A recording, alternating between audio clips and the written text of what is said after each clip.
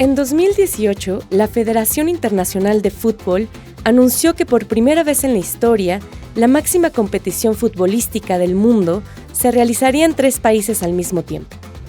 Aunque al principio la noticia emocionó, la forma en que la organización parecía priorizar a las élites económicas por encima de los aficionados fue objeto de muchas críticas. En México, esto no fue la excepción.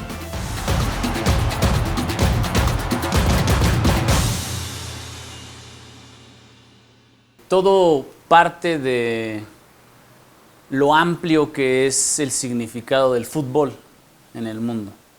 Muchos grandes autores han escrito sobre el fútbol, ¿no? Galeano, Villoro, sobre el papel que juega este deporte en las relaciones humanas y comunitarias. Y es tan amplio que, por supuesto, también implica contradicciones. El fútbol puede ser desde lo más sencillo, lo más austero, humilde, fácil de jugar. Pones 4 mochilas para tus coladeritas y juegas en cualquier espacio. Y también por esa misma razón es tan popular en todo el mundo, porque es un deporte popular. Pero también ha sido absorbido por el capital, ¿no? El gran capital. Este es el de la exclusión. El deporte más popular del mundo se ha convertido en algo para ricos, para privilegiados, por designio de la FIFA. Ellos están muy contentos en que cada vez más los estadios se conviertan en espacios progresivamente pequeños para que la gente que llegue ahí tenga un sentido de que eso es algo exclusivo y por lo tanto mucho más caro. Es un magnífico negocio para algunos empresarios y yo creo que la gente que ha apoyado el fútbol durante toda la historia va a estar tristemente fuera de los estadios. Va a estar en los fanfest, viendo las pantallas gigantes, reunida con amigos en otros lugares. Poder asistir a un partido de fútbol en el estadio, pues son, no sé, supongo que decenas de miles de pesos, ¿no? Quizás más. Entonces no todo el mundo puede disfrutar el... Yo creo que hay una conciencia crítica muy grande respecto a los abusos que ha cometido la FIFA. Yo estoy sorprendido de la cantidad de personas que tienen mucha claridad respecto al abuso y la discriminación que implica un de este tipo. Para empezar, la discriminación de que México tenga exclusivamente 13 partidos de 104 posibles, Estados Unidos tiene 78, o sea, somos sede, pero de segunda categoría. Y luego los precios de los boletos que son absurdos, el intento de la FIFA incluso de quedarse con las plateas y los palcos del Estadio Azteca, invadiendo la normatividad de dicho estadio. Todas estas circunstancias han permeado de tal manera en la gente que hoy en día yo escucho a comentaristas eminentemente deportivos, que no son personas que hablen de temas sociales o de asuntos políticos y que hace algunos años simple y sencillamente aceptaban los designios de la FIFA. Y hoy en día el enemigo común de cualquier persona a la que le guste el fútbol es la FIFA, no hay duda.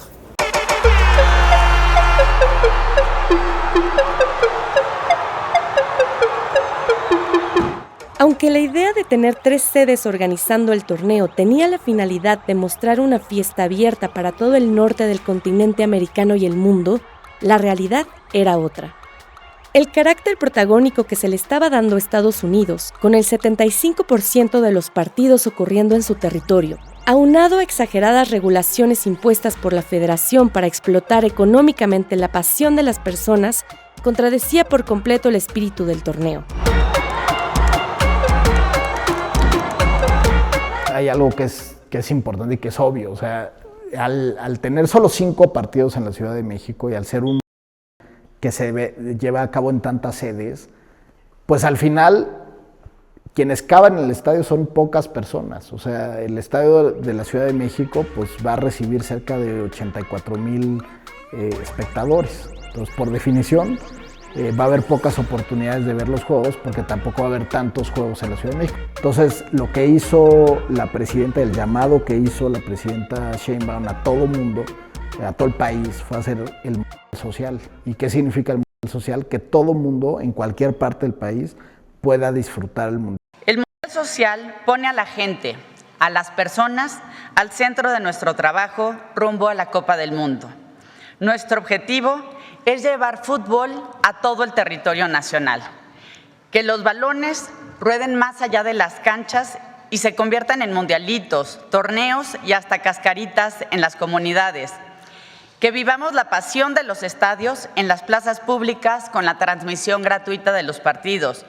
Que el juego y la pelota, que han sido parte de nuestra historia, lleguen a los patios escolares. Lo importante es también que la pelota vuelva a los barrios, ¿no?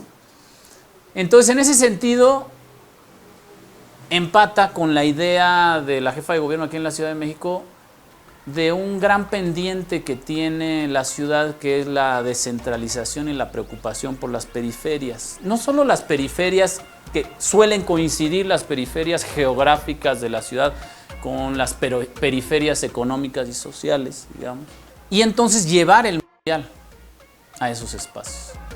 Y que todo mundo pueda sentirse integrado y que no se sienta, siendo nosotros anfitriones, por alguna parte de la comunidad en la Ciudad de México como algo ajeno, ¿no? El Mundial de Fútbol 2026 será mucho más que un torneo. Será la oportunidad de sentir el orgullo por nuestro legado histórico y cultural. Un espacio para estar más cerca de nuestras comunidades al mismo tiempo que proyectamos nuestra identidad al mundo. En solo unos meses tendremos la oportunidad de demostrar al planeta entero y de recordarnos a nosotros mismos de qué está hecho México, demostrar lo que somos capaces de hacer cuando trabajamos en equipo. Juntas y juntos, con el corazón puesto en nuestro país, dejamos el nombre de México muy en alto. Un mundial social que, al contrario de la federación, buscaría no solo abrir la fiesta del fútbol a todos, sino también sortear uno de los mayores desafíos que el torneo suele presentar a los países anfitriones: el crear infraestructura funcional que mejorará la vida de sus habitantes incluso después de terminar la competición.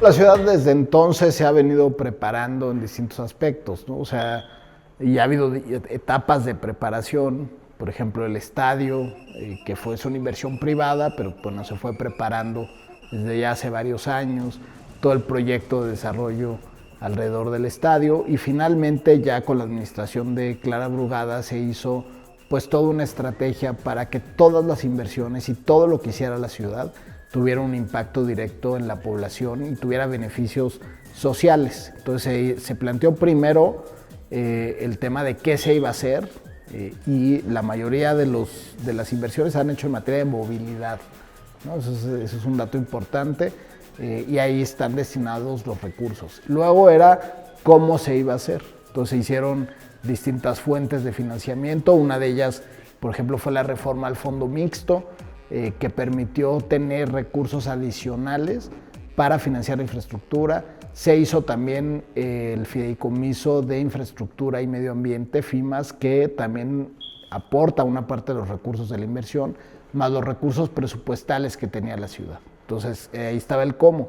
Y luego, ¿cuándo? Pues se tenían que acelerar inversiones que ya estaban en el portafolio de la Ciudad de México. Se hizo una toma de decisiones de qué tendría que priorizarse, y finalmente se llegó a estos proyectos que hoy vemos en la ciudad. Está el tren ligero hacia Xochimilco, por ejemplo, como una de las inversiones más importantes de movilidad y que tiene un impacto enorme en la movilidad hacia el sur de la ciudad. O está toda la inversión en el centro histórico, donde se puso a punto un sistema de transporte que es el Centrobús, que da un recorrido por el centro, pero también se hizo la iluminación de calles, la iluminación de edificios históricos del centro, etc. Entonces se fueron generando nodos de movilidad para el disfrute, desde luego, de quien visita, pero principalmente para quien vive en la Ciudad de México.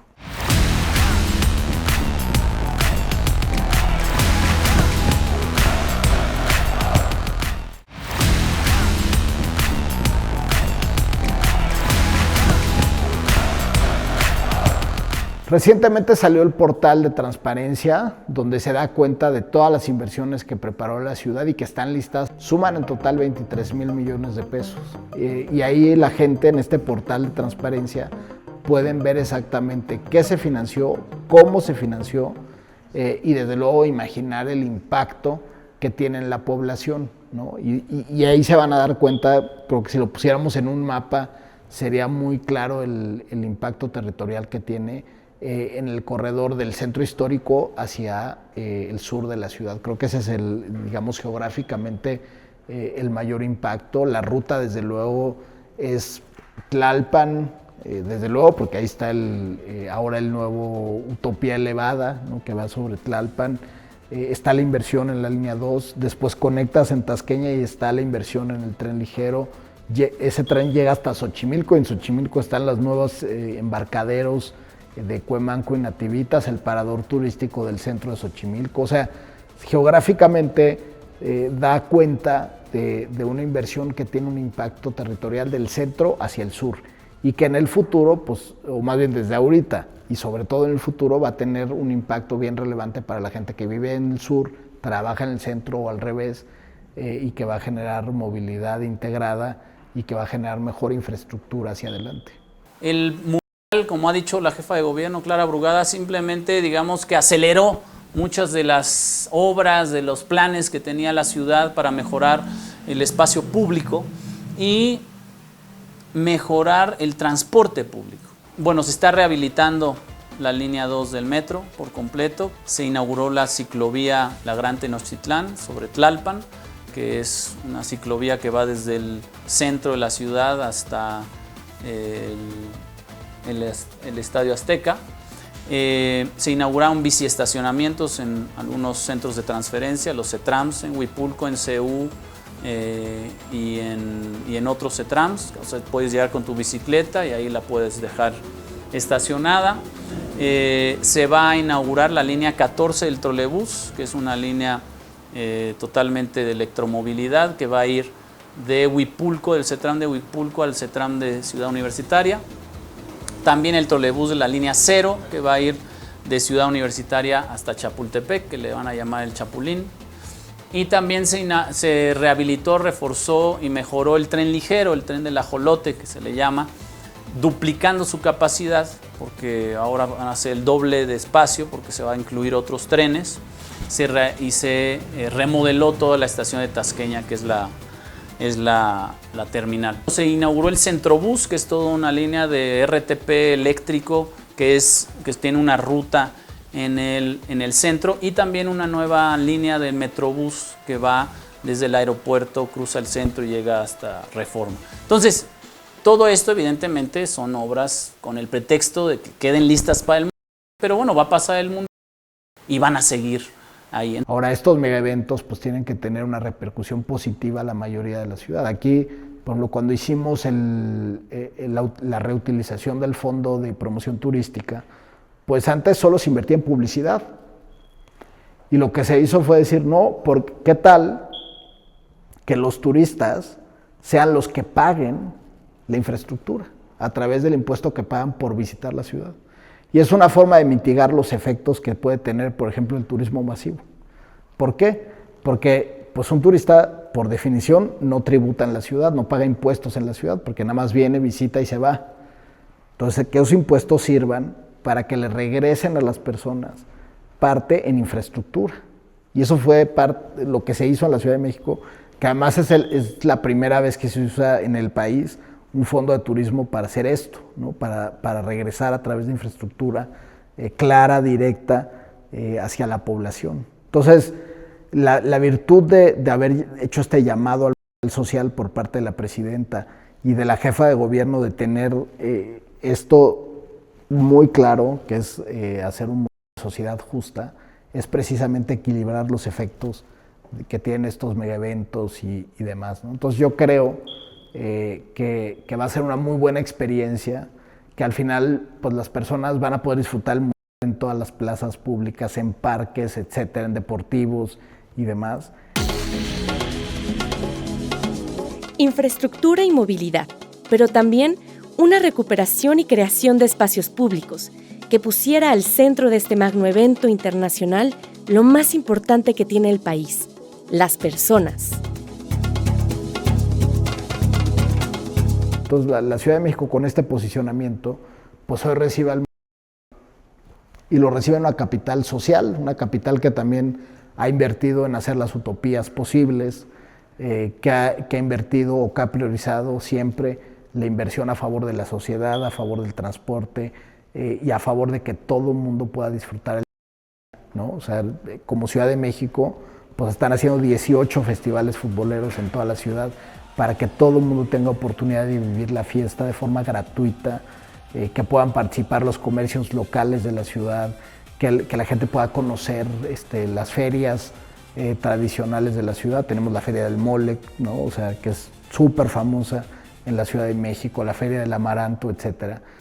Entonces la idea es democratizar el y por eso la organización de torneos, la rehabilitación de canchas, la organización de festivales, la organización de exposiciones, la organización de distintas actividades que llevan la fiesta, la alegría, el color a los distintos barrios y colonias en toda la Ciudad de México. Estamos a favor de la diversidad en todos los sentidos, de pensamiento, de forma de expresión, en lo sexual, en el género, en las actividades que hacemos. Entonces, el debe ir en concordancia con esa forma de pensar, de luchar, de gobernar, y por eso queremos que sea un incluyente. A mí me pareció muy importante el gesto de la presidenta Claudia Sheinbaum de darle su boleto a Josette Cervantes, una indígena de lengua náhuatl, que también escribe poesía, que juega fútbol con los pies descalzos, que puede hacer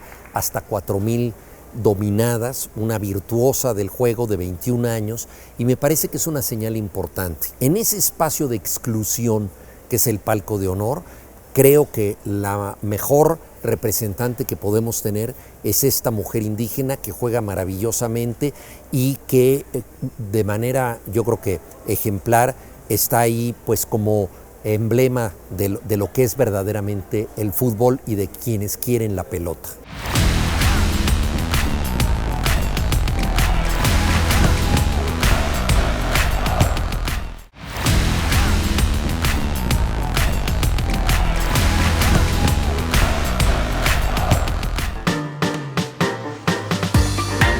Frente a la inversión que se hace ante un evento de esta magnitud, las dudas que siempre quedan son las mismas. ¿Cuál es el impacto económico de una competición así? ¿Es posible recuperar de cierto modo el gasto que se hace para recibirla?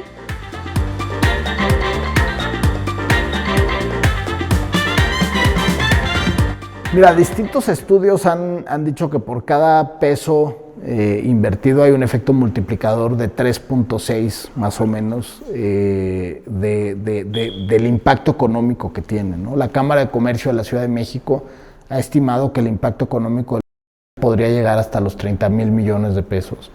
Entonces digamos que va a ser una época que va a tener en derrama económica en todos los sectores. El sector turístico en particular pues está altamente conectado con el sector de los servicios, porque cuando tú llegas a cualquier lugar como turista o como visitante de una ciudad, pues tú consumes en restaurantes, hoteles, etcétera, ¿no? Entonces estás dentro de la economía de servicios. Y la economía de la Ciudad de México es una economía cuya composición de su producto interno pues está cargado hacia el sector servicios. O sea, nuestro sector agrícola, etcétera, es importante, pero es relativamente pequeño al tamaño de la actividad económica total, y ha sido una ciudad que se ha desindustrializado, ¿no? Entonces, mucho del corredor industrial está hoy en el Estado de México o en la zona metropolitana. Entonces, la Ciudad de México es una ciudad dedicada fundamentalmente a los servicios. Entonces, cuando llega un evento de esta naturaleza, pues activa toda la cadena de la economía de servicios. Entonces, realmente, por eso la Ciudad de México se ha vuelto ya un centro de espectáculos bien relevante a nivel global, o tiene eventos como la Fórmula 1 hacia final del año, etcétera, y ahora el Mundial, pues son eventos que activan toda esa cadena y tienen unos beneficios enormes en la derrama a la población. Pero la Fórmula 1 en el último año, la última edición de la Fórmula 1, en 4 días más lo que duran los entrenamientos, llegan los equipos, etcétera, es un evento que dejó de derramar cerca de 20,000 millones de pesos. Comparado, pues aquí tienes 5 partidos, son 5 días de actividad máxima, por así decirlo, más lo que se distribuye pues alrededor de todo el mes, pues bueno, 39 días que dura el Mundial en su conjunto, aunque hay que también ser claros de que obviamente en la Ciudad de México los partidos terminan el 5 de julio, ya después todo se juega hacia Estados Unidos. Sin embargo, pues va a haber mucha gente que va a venir a disfrutar el Mundial aquí en la Ciudad de México por varias razones. Una son las restricciones de visado migratorias que puedan tener algunos países hacia Estados Unidos. La otra, desde luego, es que pues no hay ningún lugar para vivir el Mundial más que la Ciudad de México. O sea, aquí pues ya tienes no solo la historia de Conesta, el tercer Mundial de la FIFA, sino tienes la historia de las mujeres del 71. Aquí se jugó el Mundial del 71, es un Mundial femenil que además, pues no sé, en esa época no se reconocía por la FIFA el fútbol femenil. 1970, 1971, 1986 y ahora 2026.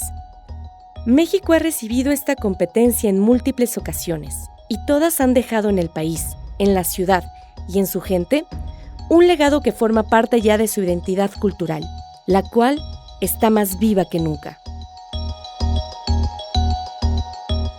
El Mundial para la gente o los habitantes de la ciudad tiene una carga emocional, tiene una carga política, económica, social muy importante, ¿no? O sea, nada más hay que recordar que en el 86, pues el Mundial se da en un contexto posterior al terremoto del 85, sirvió como catalizador también de la reconstrucción de la propia ciudad, pero se da en un momento complejo de la historia. 70 pues llega después del 68, que tiene pues obviamente pues implicaciones importantes en cómo pensamos la sociedad, etcétera. O sea, aquí vivimos las cosas de manera diferente y no es casual en ese sentido que la red de museos de la ciudad se haya activado para discutir, pensar, reflexionar en torno al mundo, ¿no? O sea, tienes desde el Museo de Antropología, que tendrá una exposición fotográfica de Annie Leibovitz, que creó unas fotografías pues que son icónicas del 86, o tienes el Museo Interactivo de Economía, hablando sobre los impactos que tiene el deporte en la sociedad, o tienes la exposición que empujamos desde el gobierno de la Ciudad de México en el Centro Interamericano de Seguridad Social, donde durmió Pelé, o sea, durmió en un centro del IMSS. O sea, si te pones a pensar, o ya los jugadores son superestrellas y duermen seguramente en la suite más lujosa, la verdad es que si tú vas a donde durmió Pelé, es un cuarto relativamente modesto, y entiendes también cómo ha cambiado el fútbol. Pero en esa exposición la armamos a partir de una convocatoria pública, donde la gente nos dio su boleto, nos dio cenicero. Bueno, ya ahora ni siquiera se fabrican los recuerdos o el merchandise de ceniceros, ¿no? Pues ya también cambió eso. Pero bueno, había ceniceros, llaveros, está toda la memorabilia del 71 que nos aportaron las propias jugadoras del Mundial del 71 femenil. O sea, cómo pensamos el fútbol y cómo lo ligamos a la economía, a la sociedad, etcétera, pues es bien diferente a lo que puede pasar en otras sedes que van a tener partidos en este que es insólito, ¿no? Que los 3 países que son gigantescos, además los 3, que la huella geográfica es enorme. Pues bueno, sí, la Ciudad de México tiene algo distinto y tiene esta profundidad cultural del fútbol. En las discusiones alrededor de este tipo de eventos se suele hablar de si las ciudades se encuentran listas para recibirlas, más aún de si en verdad existe un momento ideal para hacerlo.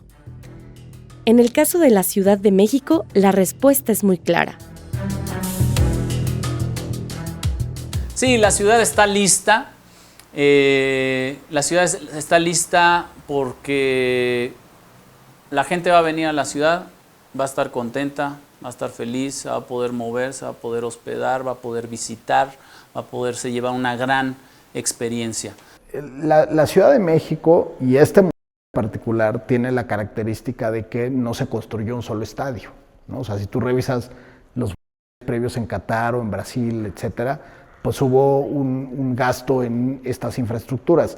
Este tiene la característica de que se ocuparon los estadios y la infraestructura que ya existía. Y esto le ha permitido a las ciudades pensar cómo pueden acelerar inversiones, como ya las que ya decía, en transporte o en otras políticas relevantes para la ciudad. Entonces la ciudad estaba lista desde el momento en que se decide que no se iban a construir estadios. Entonces, tenías que buscar dónde sí, pues bueno, la Ciudad de México tiene esa característica. En segundo lugar, la Ciudad de México ha venido evolucionando, insisto, como un centro clave del turismo y se ha redescubierto, yo te diría que posterior a la pandemia, ¿no? O sea, mucha gente volteó a ver a la Ciudad de México porque aquí hicimos una cosa que en otros países no hicieron, que fue no cerrar la economía. En un contexto donde por designio internacional México ocupa un papel secundario en la organización de este torneo, la idea de un social nos permite pensar en una competición diferente, una que va más allá del entretenimiento deportivo y que busca, por sobre todo, poner al centro a las personas. Desde inversiones en infraestructura y movilidad hasta la creación y recuperación de espacios públicos que involucren a la gente, la Ciudad de México se presenta al mundo como una sede accesible, culturalmente rica y sobre todo inclusiva, en donde todos son bienvenidos.